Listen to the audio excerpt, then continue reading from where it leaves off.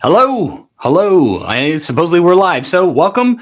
My name's Timothy, though some people do call me Tim. And today we're doing a little bit of a Q&A and talking perhaps a little bit about either questions that people might have for the current edition of Dungeons and Dragons or the upcoming one, because we're getting a flood of new information about the soon-to-be released Player's Handbook, and hopefully we can answer any questions that might have come up while you were going through there. Though, keep in mind, I'm just a whittle guy, so I don't have any insider knowledge or anything fancy, just a lot of experience pulling apart the minutia of the wording of reveals and rules and such over the years of D&D.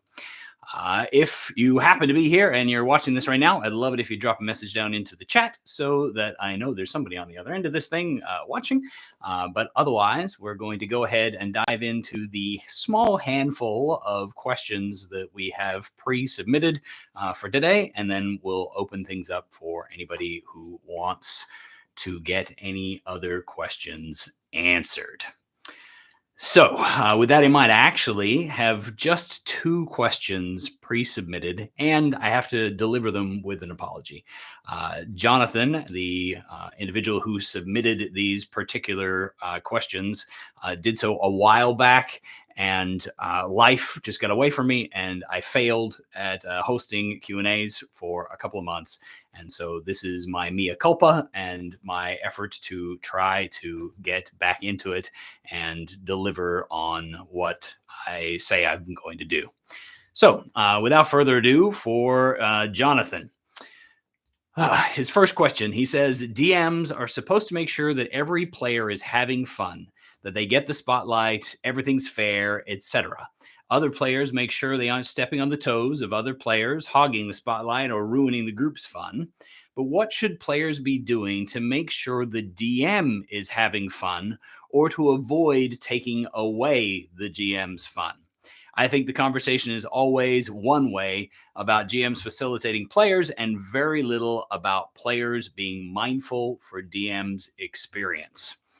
And Jonathan, you are 100% correct. It is kind of an unequal experience that we participate in when we're talking about Dungeons and Dragons. And that's to some degree unavoidable. And the reason for that is that we're kind of playing two different games, right? Like when I show up, obviously I'm in a slightly different situation for most of my games, in that I'm there professionally. I'm being paid to be there, so it's my job, and I have way more responsibility to see to it that the players are having fun than they do have any kind of responsibility for my enjoyment. But when I am, say, running games for my family, for my grandkids, or for my kids and grandkids, I run a couple of games a week for those kinds of things. Well, in that case, there is a certain amount of shared responsibility. But the problem is that D&D for a DM is a hobby, not a game per se. Whereas D&D for a player is more of a game.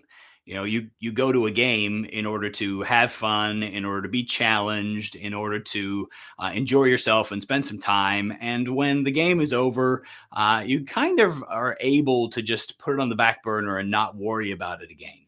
Whereas the DM has probably equal amounts of work outside of the game as they do inside of the game.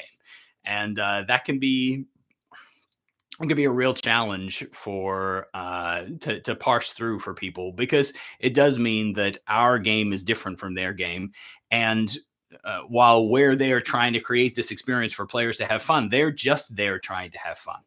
Now, that said, friendships that happen at the table are supposed to be two-way streets, right? And if players are ruining the fun of their DM on a regular basis, they're going to soon find themselves without a dungeon master.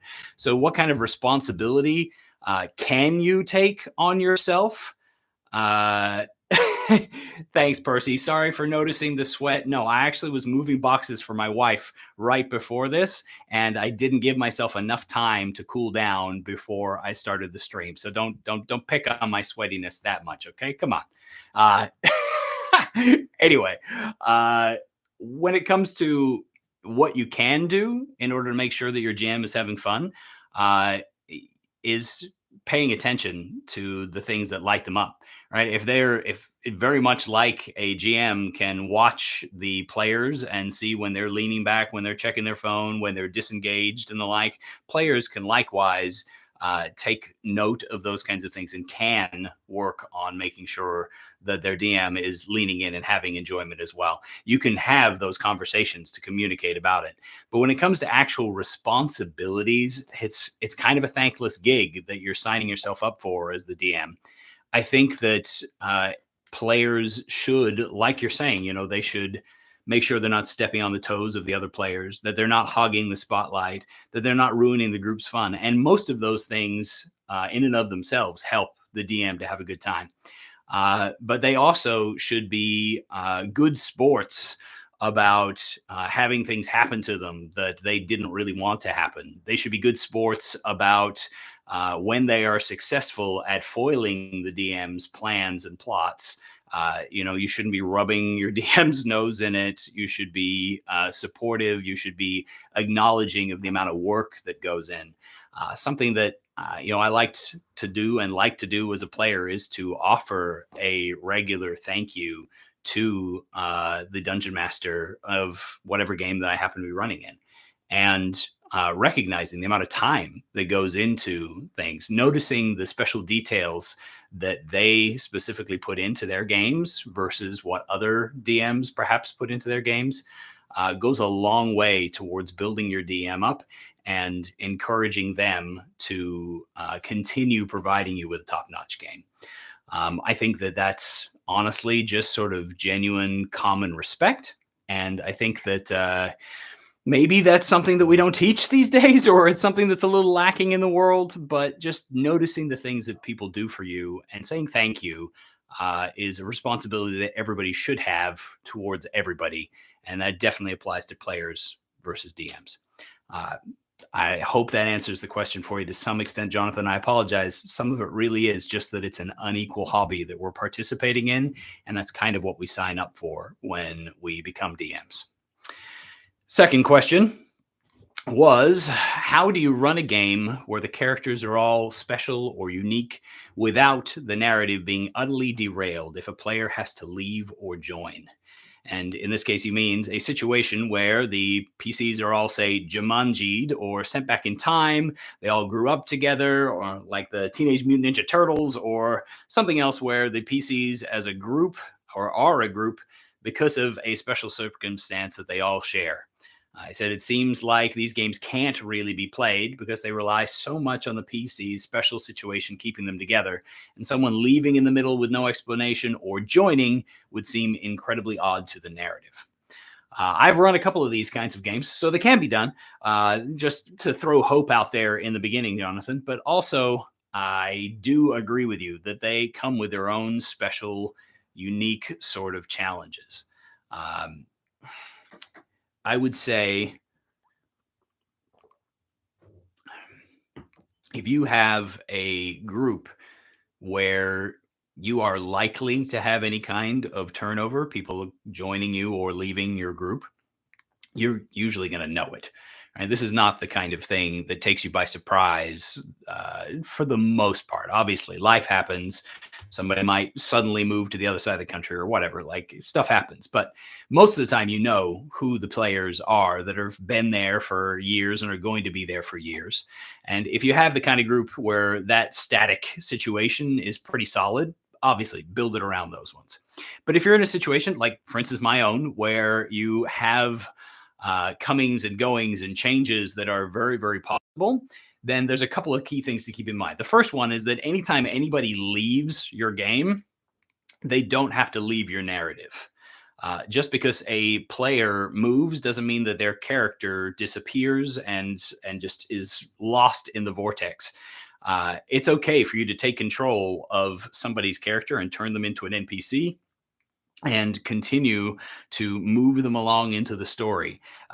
If you're not comfortable with running that character long term, well, then you might just have one of those terribly sad movie scenes where the protagonists and they're all tied together and one of them horribly dies and just can't be brought back, and you have to mourn their loss and gain revenge and move forward, and you can tie it into your future plot hooks.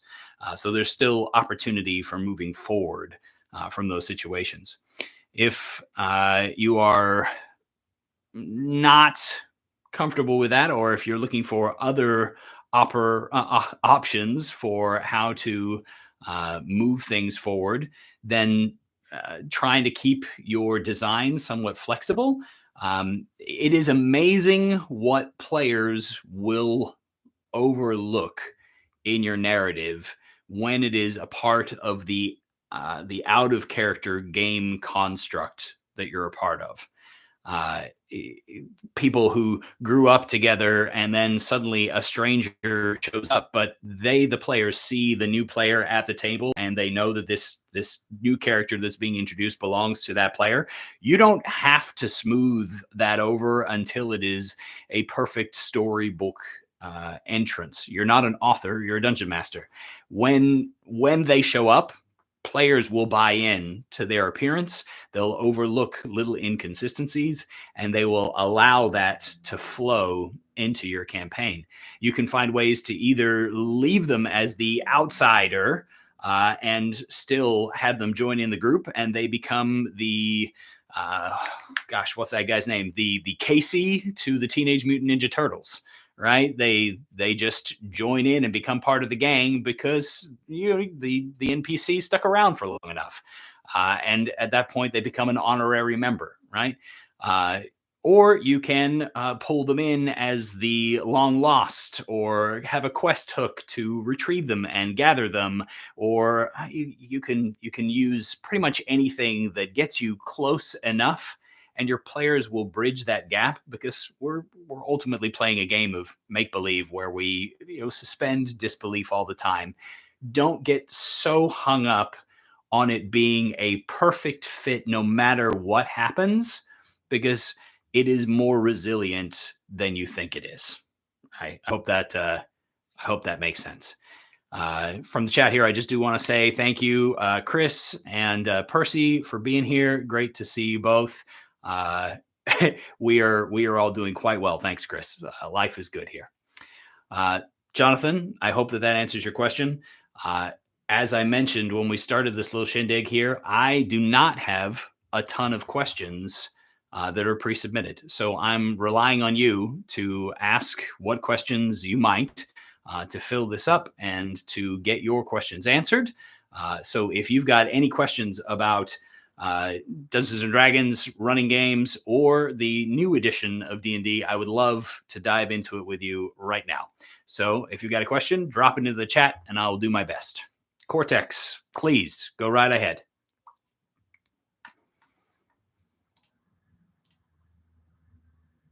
He's typing. I don't know how fast a typist he is. We might have an entire novel in just a moment, but there's also some kind of a delay on my chat versus what's actually happening, I think, which is kind of funny. I don't know about you guys, but I've been really enjoying the flood of content coming out from the D&D team with information about D&D 2024. I'm really excited about it, even though there's a number of things I personally think were pretty annoying misses, but other things I think they really hit on the money. So I'm super pumped to see what happens with this edition. Finally get my hands on the actual book. It's one of these things where I wish I had started a YouTube channel like 5 years ago, so that I was cool enough to be able to get a pre-release copy, and then I'd probably be under some NDA and wouldn't be able to talk about any of the stuff I wanted to anyway. So yeah, who cares? All right. We've got a couple of questions now, and so we will jump those. Just because Cortex was announcing first, I'm going to follow through. When it comes to ocean campaigns, do you have any recommendations for random encounters? I very often feel like I'm forcing encounters on the party and that they don't happen naturally. Any tips? Yes. So a couple of things that are great in Oceanic campaigns. I love encounters that feel natural, and I love ocean encounters because you can lean towards the natural world in an ocean encounter. And the natural world is a scary, scary son of a gun who is way more terrifying than a random attack by merfolk. All right. Storms can be seen a long distances off, but provide awesome opportunities for like a skill encounter style challenge where it really matters whether or not you can assist the crew and survive this encounter. Throw in some kind of magical source at the beginning of the storm, and you've got yourself something that can be embarked upon and fought. And your players can choose that. One of the things about ocean travel is that it feels like there's a lot of choice involved. And I recently put out a short that was actually inspired by me going on a boat trip. I went on a cruise to Alaska with my lovely wife and two of my grandkids, and we were up on the deck, which is like the 16th floor or something like this of this massive boat, and looking out just over open ocean. And it occurred to me that I had no idea how far away the horizon was. And so I naturally Googled it like everybody else and worked out what the math was to be able to work out how far the horizon is away. And from that 16th floor, which is, I don't know how like accurate that is to say the crow's nest of an old time galleon or the like, but from that 16th floor, I believe we were looking at something like 26 miles away is how far the horizon is. And so when you're creating encounters that happen on the open ocean for that style of campaign, what you're actually creating shouldn't be random encounters that catch your players by surprise, but most of the time, what you're creating are hooks. So put something tantalizing on the horizon, an uncharted island, a wreckage, a storm, a magical emanation or influence, a flying creature that's approaching from far off, and let your players lean into the ones that they want to lean into. Also, on the open ocean is a great time to ask open ended questions, to create role playing encounters within your crew. Have trouble that happens amidst the rest of the crew, or ask them what they're doing to pass their time. Ask them how they manage when nasty storms are rocking them about. Give them prompts and let them dig into their characters just a little bit in order to be able to pull out those role playing encounters. And just remember that you're crafting hooks with your random encounters when the players have the option of avoiding them. And so craft a ton of them, put them all out there for them, and let them pick and choose from those hooks which one they want to dive deep in on, pun intended. And I think you'll find that ocean encounters go pretty great that way. All right. Jumping on here, and this one kind of bandwagons in ways, even though it came first, which was great. Grobgraph. Wow, that's a name. Thank you, buddy. Do you know cool monsters for level 2 underwater combat encounter? And thoughts about giving all my players a potion of water breathing? Uh, yes, on the second question. Giving all your players water breathing, trivially fun if you're going to set up some underwater encounters and the like. I wouldn't necessarily give them all swim speeds at level 2, simply because I want everybody to experience that, like, oh, this is rough, and to have the one or two people who might have some kind of a swim speed or the ability to get it, the option to feel super cool for having that cool feature. But there's a lot of penalties to being underwater that often get ignored, and they're definitely worth taking into account and playing out. But the water breathing thing, if you're going to be running several encounters under there, then there's nothing wrong with giving water breathing out like candy. If nothing else, it's a ritual spell. It could just be cast on them before they go somewhere. When it comes to cool monsters for a level 2 underwater combat encounter, off the top of my head, I'm thinking merfolk, Sahagin, Kuatoa are all kind of typicals, right? They're kind of blands and blasés. At level 2, you can run through the gamut of all sorts of different fish monsters, but none of them really have anything like screaming out loud about how amazing they are. At level 2, most of the time, an underwater encounter, you're highlighting the terror of a creature with a swim speed and the ability to move swiftly and fight however it feels like, versus your party who are floundering along in the water, have disadvantage on most of their favorite weapons, and are struggling to be able to keep up with their opponents. There's a number of different items. If I take a quick look in the D&D Beyond encounter builder, and you just go into showing advanced filters, and then threw in movement type swim, and then we set the max CR because we're underwater and we're only level 2. We're going to set it to 1. We definitely don't want it to be high by any stretch of the imagination. And organize it by name. And let's see. Dungeons of Drakkenheim has the aquatic dreg that has some fun bits and pieces in there. Depending on what books you have access to, Tome of Beasts has a number of options that are probably legit and really good, because Tome of Beasts is filled with some really awesome stuff. Clawfish from Flea Mortals, MCDM, does some pretty good stuff as well.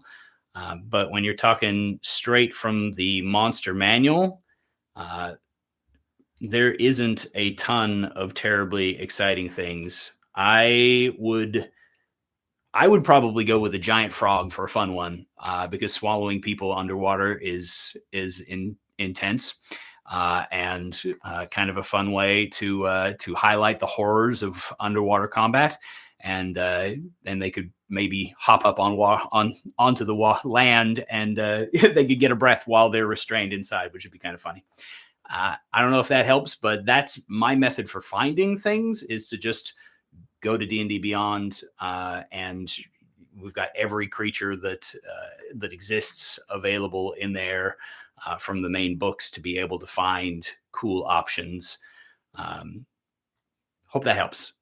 Thanks you so much for the question, Grobgraph. Gosh, that's hard. All right. Questions. Daniel Varnes. I missed this one. I apologize. Thoughts on the Ranger. So I do have a video that'll be coming about sometime soon about the Ranger, but to be honest, I'm fairly underwhelmed. I would say that the Ranger that was presented in Tasha's is pretty much what we're ending up with for the Ranger in 2024. And that did fix the divide for Rangers for the most part.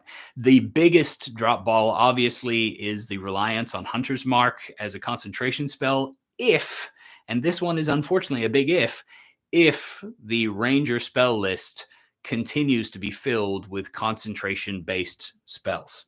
If the Ranger had a bunch of spell changes that are going to mean that they have cool instantaneous options, then keeping Hunter's Mark reliant on concentration is not actually a problem.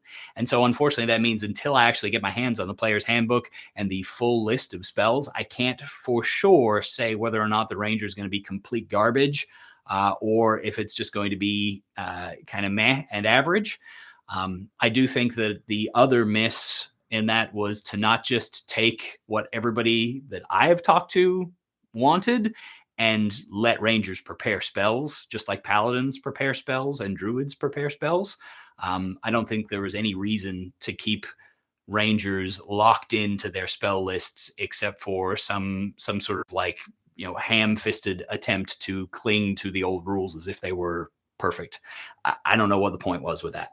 And so I would say let the Ranger prepare all their spells instead of only letting them change one every long rest. That just seems, it's like you can prepare your spells, but you need a week to be able to do it. What's the point? Just let them prepare their spells like like most of the other classes. There's no reason for them to be known casters like sorcerers and warlocks. So um, once I get a look at the spell list, I'll have a much more definitive answer on that one. I do think that most of the changes that they made are going to be good quality of life stuff, just like they did in Tasha's. And I think the Ranger is still going to play enjoyably at the table. Having three different expertises is going to make the Ranger skill expert side of things feel very natural. And then, depending on what the spell list looks like, they could have a lot of utility options to be able to do things outside of combat other than Hunter's Marking. And then, of course, Hunter's Mark in combat is pretty great. And then their capstone obviously is garbage, but most of the capstones really are. So, what you get, what you get. All right, let's see.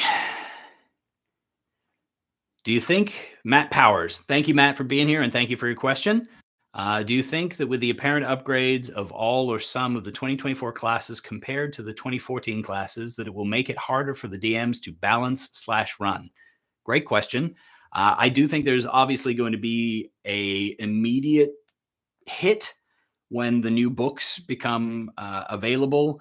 There's going to be that time where everybody says, what are these new rules? I don't know how to use them. And we have to learn everything. And there's going to be arguments between the rules lawyers. And there's going to be people who remember it one way and people who remember others. There's going to be a lot of looking things up while you're trying to play. There's going to be that adjustment period, just like there was between 3.0 and 3.5. Very normal. So not a big deal on that front. But yes, there's going to be a slowdown there. But then when it comes to over time, once we know how the rules work, will it become harder to balance and be fun just because the players are going to be more powerful? Because I do 100% agree that all of the classes are getting a power boost. I would say that the answer to that is probably not. And my reasoning for that is because of the changes that have been happening to monster design since pretty much Mordenkainen Presents and onwards. The balancing act that they've been playing as far as how tough creatures are and how much damage they can dish out, the addition of more and more bonus actions or reactions, over time, I think that monster design is getting a little bit of a boost, just like player design is getting a little bit of a boost. The spell changes that they're going to make in order to boost some things in there are all going to be across the board. Monsters are going to get the same access to the same spells. And so if the spell has changed and gotten better, then it will get better. And if the DM throws a spell onto a creature, then they'll get the better version of the spell. So I think that balance is going to be relatively similar. Obviously, it remains to be seen exactly what they're doing if they did anything at all to the CR system for determining how easy or hard a fight is. But for the most part, I haven't felt like it's going to be a big, crazy challenge on that front. People are still going to have weaknesses. There's still going to be opportunities for everybody to lay the smackdown on everybody. I think it's going to be fine. I don't think it's going to be too bad. That's my thought. All right, let's see. Chris Davis. By the way, Chris, thank you for supporting the channel. You are awesome, and I appreciate you. Question: anything in the new D&D rules that you find particularly exciting as a DM? Personally, I am excited to see the martial classes get a glow up. I love this term, glow up. I had literally never heard it before hearing Crawford say it. I don't know. Maybe I'm just like lame and out of touch. That's probably accurate, but I haven't heard it. But I love this term, glow up. Yes, like this little shine. It's lovely. I think that I am excited. I'm always excited most by player excitement. And so it's exciting to me to see the various people who are really excited about their different pet characters or the characters that they're hoping to play in the future. I am particularly excited to see changes to spells. I'm really looking forward to seeing them fix little problems in there, and I'm enough of a rules nerd that I'm really excited to see them close little loopholes or streamline wording. I'm that guy who's going to get the player's handbook, and I'm going to sit down and I'm going to read every word from cover to cover, and I'm going to want to know all of those words later. So I am really excited to see everybody else having a great time and being excited about their favorite class. But I'm also really excited to see these spells and be able to put them into use myself and be able to come up with new combinations and new changes and be able to create new devious plans. And I don't know, spells to me are kind of at the core of what makes that experience fun. And yeah, Chris, I've always got a wizard ready. That's pretty much that's pretty much me in a nutshell. I love me a good wizard, and I'm very excited actually by the wizard changes. As small as they feel like they are, I think that they nailed the little tweak that wizards are going to enjoy in order to be just that teensy bit more able to fulfill the Boy Scout always prepared fantasy. I'm really pumped about that one. Hey, Nakaris, thanks for saying hi. Good to see you here. Thank you for joining us. And Chris, I hope that answers that for you. Let's see. Brady. Welcome, Brady. Thanks for playing in my games, man. You're awesome. Dragonlad's book has survival checks that when you fail, it just adds a couple hours to their search. I don't track time passing very closely, and these checks sound boring. Any way to make these checks more interesting or add different consequences, or should I just ignore them? Great question, Brady. I am not familiar with that particular circumstance of the survival checks. I'm only about 2/3 of the way through reading that book, and it's been a little while since I focused on it because I got stuck into Vecna, as you might have noticed, and so I put aside the Dragonlance book for a little while. If there are no consequences to a check that are real consequence, oh, thank you, thumbs up. Yeah, if there's no real consequences to a check, then don't include it. That's just like DMing 101. If there's no real consequence, if it doesn't matter if they succeed or fail, then there's not really any point to rolling that dice. Just make it up. If you're going to roll a dice, roll a d4 for how many hours it takes, right? Same result, only it doesn't annoy your players and they don't have to waste their rolls, which, you know, is a silly concept when you think about it, but it's kind of an important concept because you don't want them feeling like what they do doesn't matter. However, depending upon the circumstance, if it's like we're trying to find a specific something in time before X, right? Then you can make time matter.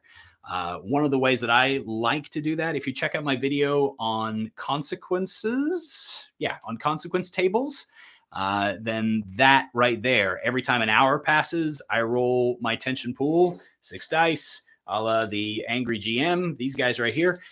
Any ones show up consequences, I roll my consequence table, which is my D12 and my D8 here. And whatever shows up, and you run through those things to where, you know, failing these checks has some kind of resource cost or potential danger, or it changes how the story is going to unfold. In general, that's always better, right? If they should feel like they're rushed, then you want them to feel like they're rushed because there's a consequence if they don't rush. So I would probably create a small table based on that, and instead of saying extra hours, I would just say if they fail this check, roll on the consequence table and add this much time, and that would be how I did it. Hope that helps, Brady. All right, let's see. The new Illusion Wizard seems really interesting, and I want to play it. I agree, Grubgraph. The first character that I made with my wife when we were romancing one another by playing Dungeons and Dragons on the internet by email 23 years ago was an illusionist wizard, and he is still one of my favorite characters of all time for obvious reasons. And I love some of what I'm hearing about illusionist wizards. I love the idea of being able to cast without the verbal component so that you can silently create tricks and stuff, because the lack of subtle casting on an illusionist, oh, it's so hard, right? For illusionists and enchanters both. It just really makes it hard to make a good, to hit that fantasy the way that we want to. So I'm in agreement with you there. Percy, thank you, Percy, so much. That was really kind of you to throw a super on there. And yeah, if consequence tables earn me money, then I'm going to keep throwing them at you. So you consider yourself warned, sir. Consider yourself warned. All right. Have you looked at DC 20 at all? If you've been disappointed by D&D 24 5.5, I think you might be intrigued. Haven't been able to run it yet, but it looks real promising. So I have only looked at DC 20 in that I have watched some other creators take on DC 20. I haven't personally looked at the rules themselves. And so please, any commentary I have on that one, color it under that guise that I am not the expert here. I have no interest in DC 20. And that's for a couple of reasons. One, the first and foremost reason is that D&D is its own brand, and all other RPGs are their own thing, but they're not D&D. And so I'm pretty much always going to stick with the flagship. That is pretty much my intended stance. I'll go and play some other games in order to get some ideas and to farm them for content and thoughts and ideas and stuff like that. And I enjoy mashing bits of D&D together with other systems in order to make changes that fit for me and my game and my specific players at whatever table. But I have no intention of jumping ship to another system, and I don't personally think that there's any real need to. For DC 20 specifically, I think that what I'm seeing is a lot of things that people are asking for and saying, we would like this, we would enjoy this, we would really think this is great. And then DC 20 serving them up and saying, here you go, you can have it all. You can make your muscle wizard. You can use strength as your primary stat for everything that you do. Like, yes, go. You can have everything you want. And in game design philosophy, that's a terrible idea. If you were to go and talk to any like video game designer, I actually have one of those at one of my tables, and we discuss this concept. And people as a race, we as humans, are actually really terrible about knowing what we would like. We're really good at knowing what we do like and what we have enjoyed, but we're terrible at predicting happiness. And so when left to our own devices, we will usually make something less satisfying by trying to fix it. Usually it is better for things to be fixed by somebody else who is designing something for us based on how we interact with it and the feedback that is given. And DC 20 doesn't feel like that's the case for me. For me personally, I really like a system that has constraints and limitations, because I like to create unique characters and unique situations. And you can't actually do that if you've been given the sandbox with absolutely everything in it and said, just put it together in whatever order you like, however you like. You can have whatever you want. Then you no longer actually have anything that is unique. What you have is a whole bunch of things that follow the exact same rules that everybody else is following. And that one for me is kind of my worry about DC 20, is that we're allowing everybody to just do whatever they want. And so nobody will actually get to be anything unique, because nobody will be bucking a stereotype. Nobody will be working against the system in order to create something that is surprising. They'll just be creating their own snowflake inside of a system that creates snowflakes. And so it doesn't hold a lot of interest to me. It's the same reason why I'm actually with D&D 2024 kind of annoyed that our species, our races, no longer have positive or, like old school, negative statistic modifiers, attribute modifiers, because I really like creating a burly elf or a intelligent orc. But if there is no bias towards burly orcs or lithe elves, then I'm no longer creating something interesting when I create an intelligent orc or a burly elf. I'm creating something that the rules just support, and thus the fiction must support it because the rules support it. If you don't have a stereotype, you can't break it. And so that's my stance on that, and it's probably an unpopular stance. I don't know, but it's how I feel. Just the Craft point out that has been the norm since Tasha's came out. Totally true. That has been the norm that I ban at my tables, 100%. And that's just me personally, and just my opinion.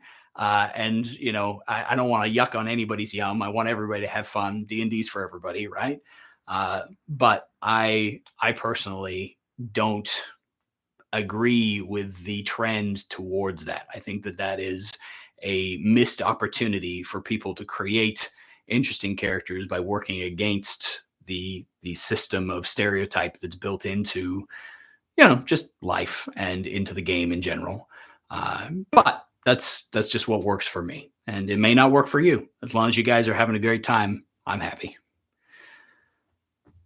All right, that one got a little bit on the downer side, which I'm not really a fan of. So I apologize on that front there, but I do hope that answers the questions for you there, Cortex.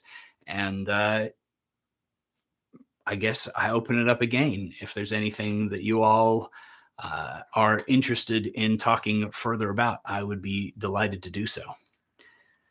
On the spells topic, just while people are thinking. I have been really excited. I was really disappointed with some of the video versions of these reveals that D&D's been putting out, simply because it's so hard to find actual information.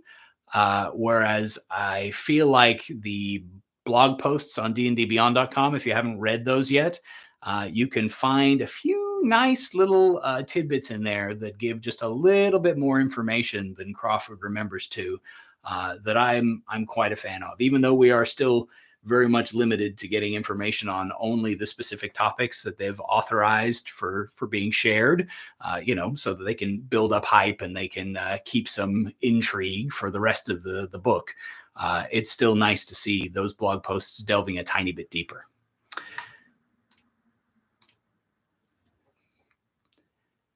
Just the Craft. I'm just joining, so I'm not sure what has been discussed. My plan is to use the 2024 books only and no prior content, a fresh restart. I think that's a great idea. And to throw that out there as turning into a question of whether or not that's advisable. I think that Crawford and the team have been very careful in how they have talked about backwards compatibility. And I think that people have been hearing something that is not necessarily being said. I think that all of your old adventures are going to work pretty well if you want to use the 2024 books. But I think all of the different supplements that are providing you with feats and magic items and spells and character classes and all that kind of thing are going to be much more iffy as to which parts actually fit with the system well and which parts don't.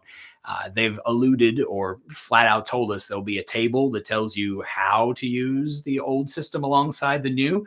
But I think a clean break is probably going to be an excellent decision for a lot of tables. I think that's going to be a great idea. Hey, Nakaris was asking very similar.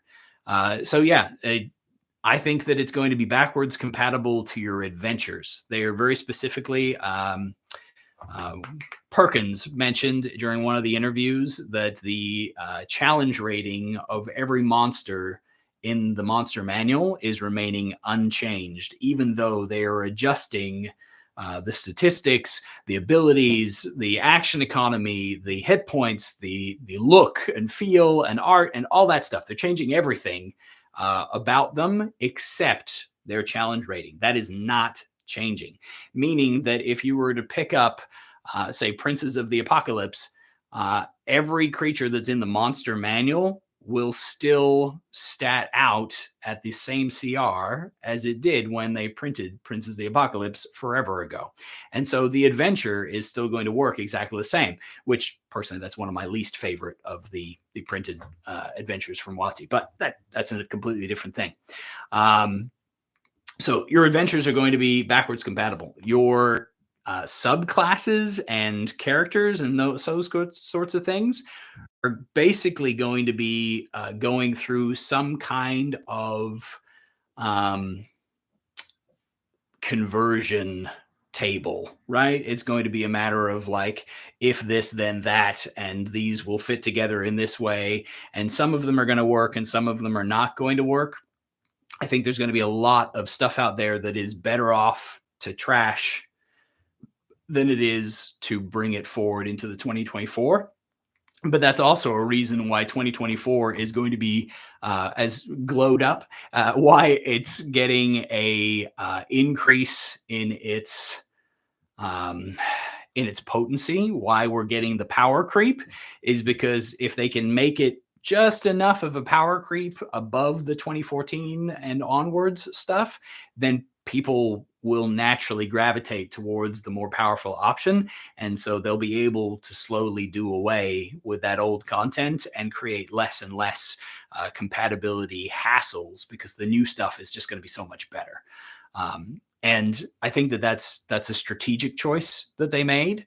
But I do think that the choice to keep CRs the same in the monster manual was a very intentional and intelligent choice that allows them to talk about backwards compatibility when really they're only talking about adventure compatibility, not system compatibility. All right. Welcome, Squid Pope. Thanks for joining us. Let's see what we've got in here.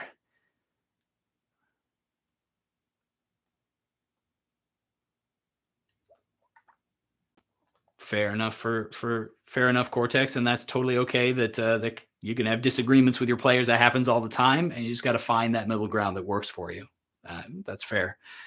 Playing around 20 Cursive Strahd game to test compatibility. I'd love to hear how that works out. That's going to be fun. Ooh, I haven't heard about the idea of using the new Warlock with the old Paladin to circumvent the Smite nerfs. That is, I mean, that's going to come down to your DM having to say no at some point. I would imagine that in the conversion table that they're putting into the player's handbook, it's going to say something along the lines of, thou shalt only use one book, and thou shalt not combine the books, and all of the books shall be kept separate. So I would imagine that those kinds of things are going to say no, either all of one or all of the other. You can't mix and match, because you're right. Mix and matching would get a little bit wackadoo and could create all sorts of headaches for the DM. And yeah, as a DM, you should just tell people no. Just tell them no. And yeah, a clean break is a great option too. All right. Well, guys, we've still got a little bit of time here. If you have any further questions, I would love to answer. I have got videos in the works for every class in the new books that's been released teasers of so far, for spells, for my new favorite rule that was teased out there, things like that. But I am a little bit behind, and there's certainly a lot of other content creators putting out some great stuff. One that I highly recommend and really enjoy is a guy called Insight Check. He's just a little bigger than I am, and is pretty much, we came on the scene very similar sort of time frame. Great guy. Super cool, and puts out a lot of great content. So if you haven't checked out his videos on the topics, he has a keen mind for finding some good stuff. So I always tell people to check him out. Persiflage. Where do babies come from? From the Baba Yaga, clearly. All right, she delivers them. It's okay. Charlie, thinking of making a puzzle for our online game where each player gets mailed something that has a sensory input, Like some people get mailed something that smells like something, some have tactile, and these are used as clues to unlock magic forces or something, or doors. Ha, doors or something. Thoughts on that for being a digital game together like you're playing at a table in person? I love the arts and crafts that you do, Charlie. Charlie's one of my players, and he created this handy box up here that we're using in a homebrew campaign, and he drilled in these locks into the thing. We've been slowly working our way through. We're almost there, and then we get to kill a Sararak because I didn't think big enough and didn't decide to kill Vecna in this homebrew campaign. I missed it by that much. And he's done a number of other great bits and pieces. I think that having these tactile things, like my Copper Keeper coin, which is again a Charlie craft that he created for our game as a calling card for their particular group. I think those things add an immense amount to the game. I don't necessarily think that they bridge the gap between live play and online play and make them feel more the same. What I do think that they do is just add a huge depth and dimension to how together you feel. There's nothing quite like receiving a little bit of something in the mail and saying, wow, this is for me. And then having it at your game to be able to work together, to be able to show it in your camera and things like that, and having the real world connect to your online world just a little bit and having something to show for it at the end. I think it's a brilliant idea, and I do think that it makes huge change and is a great option.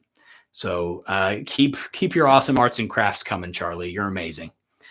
All right, let's see. What other tabletop role-playing game systems do you have experience with? It hasn't been tremendously mentioned, Squid Pub. Good question. So I spent some time in. So my career started a long time ago with Dungeons and Dragons Second Edition. At that time, I also played Warhammer Fantasy role-playing game, which was another of my big favorites back then. And I've played a game system called Feng Shui for a fair bit of time, which I really enjoyed for like a Hong Kong action theater sort of style. I ported over into Pathfinder for a while when 4th edition first came out. Because I wasn't really sold on 4th edition. And then, I played Pathfinder for a while before I decided to give 4th edition a more honest go and went along with the flagship there, played 5th edition. I've done some one-shots into a handful of other systems whose names escape me, but primarily I am that guy that sticks with Dungeons & Dragons, the name brand, and has followed it for 28 years and will continue to follow it for 28 more. I live and breathe it and play it all the time. And that's kind of my stance and claim to it. There's a lot of great stuff out there that I pick up through other media. I like reading stuff from game systems and stuff from creators for different game systems and pulling those things in to see how I could tweak it into D&D. Oh, I also did a whole lot of Vampire the Masquerade. Anyway, World of Darkness games. But when it comes down to it, I'm a D&D player through and through. So that's pretty much who I am. Grab. What is your stance on Silvery Barbs? Allow it or not? I allow Silvery Barbs. I actually have a fairly wide allowance policy. There's only like a handful of things that I don't allow in my games. And so I've allowed Silvery Barbs. I like it more than I dislike it. Now, don't get me wrong. Does it steal wins away from my team? Absolutely, all the stinking time, right? Like every time I throw a critical hit and it turns into a not critical hit. Yes, okay, that happens a lot and definitely makes a big change of the game. And it's a very impactful first level spell slot. That said, it also feels awesome at the table if you're a fan of your players. If you have the bad guy rock up and he swings and he misses, and then he swings and he crits, and then boom, Silvery Barbs, it's not a crit. That feels really cool for the players, and everybody around the table is super excited. If it's not happening absolutely every single time, if it's happening absolutely every single time, then it becomes boring as all get out. So it is a risky one to allow in that regard, but it still creates a sense of excitement because you're changing fate, seeing the dice roll again, and it sort of adds an immediate reversal with a still tense potential that I've rolled a crit off of the back of a Silvery Barbs crit. And there's nothing more like reverse, reverse, reverse than that for your tension and pacing. And that was an exciting moment. And everybody was right there with it. So I allow it. It's not the greatest in that regard. And I'm not a huge fan of interrupting people's turns with these kinds of abilities, but in some places they have their place, and I just allow a lot of stuff in there. Uh, Treant Mung mentioned that he was disappointed with the spell nerfs and tuning. So I haven't watched Treant Mung's video on that particular topic, so I can't specifically comment on which spells he might be talking about being disappointed with. When I went through the UAs that were being dropped out, since we don't have any real final text to work with right now, so we're still just guessing. But when I went through the UAs, there were a number that I was disappointed with and a number that I was excited by, some that were in between, and some that just really didn't hit me one way or the other. But you would have to go through those. It's been a little bit of time. And honestly, I've pretty much assumed that anything in there was dialed up or down to up to 10 or down to -10 in order to provoke reaction, because the only way to get usable feedback is to find out if people loved it or hated it. And you do that by pushing the bar further than you need to, not by going with your final finished copy. If they threw the finished copy out there, most people would just meh their way through the entire UA, and you wouldn't get any usable, solid feedback that really helped. So my hope is that those that got tuned to holy cow have been dialed in, and those that got suggested and were like, this is lame garbage, hopefully that evoked enough of a reaction that they then dialed those in towards a midfield somewhere that just lands with satisfaction. I'm a hopeful guy, so call me optimistic. We'll see how it goes. All right. Percy, I'm glad you're still having a great time, man. I appreciate having you at my table. Oliver, thanks for joining us. I appreciate you. Thoughts about the 2024 Monster Manual releasing in 2025? It does make it a lot harder to coin the term D&D 24, doesn't it? Like that's what I want to call this edition, since they're refusing to call it 5.5. I want to call it D&D 24. Like that just sounds cool to me. And yeah, having to wait till 2025 does suck. But hopefully it'll be worth the wait. And frankly, since they are keeping the CRs the same for everything, I don't think it's going to be, I think it is going to impact our games, because it's going to mean that we're going to be using outdated monsters for our modules for a long time. And those monsters are going to get their butts kicked by these new classes. And then there's going to come out the new monster manual, and all of a sudden there's going to be an adjustment period all over again. Would I have liked them to release all three of them at the same time? Absolutely. Do I realize that that's an absolutely insane business decision and that they have no hope of doing that and also maintaining their status as a company? Yes, I do. So what they're doing makes sense from a business and marketing standpoint, and is just the hand that they've been dealt. And I don't hold anything against them for doing what they have to do in order to produce a quality book and do it on the time frames that they got. So it'll be fine, but I do think that there's going to come another adjustment period when that monster manual comes out, just like the adjustment period we're going to hit when the player's handbook arrives in September. Whereas I don't expect a tremendous adjustment period when the DMG comes out. I think that one will just sort of slide in there in the middle without being as big a deal. Let's see. A DM is only as good as the obscurity of the media he steals from. That's a great quote. I haven't heard that one. I love it. And yeah, Vampire the Masquerade was a lot of fun. I enjoyed that. I even joined the Camarilla as a LARPer. I'm that guy, and my wife and I would go and dress up, and we had a lot of fun. So we did the whole thing, and it was a good time. But yeah, mostly I'm an indie guy. Well, friends, here we are at the top of the hour, and unless there is some kind of Tim Deeplore, huh? Hey, I'm an open book. It's just a really weird read. Okay, so you can ask me anything, anytime. I'll answer any question, not like completely inappropriate, but it is a strange, weird life that I've lived. Thanks for joining me today. Thanks for the chat. I'm excited about D&D 24, even if it's in 25. And I hope that you guys are as well. And until we get to see what this book really looks like, just go out there and have fun. And thanks for watching. And as always, happy adventuring.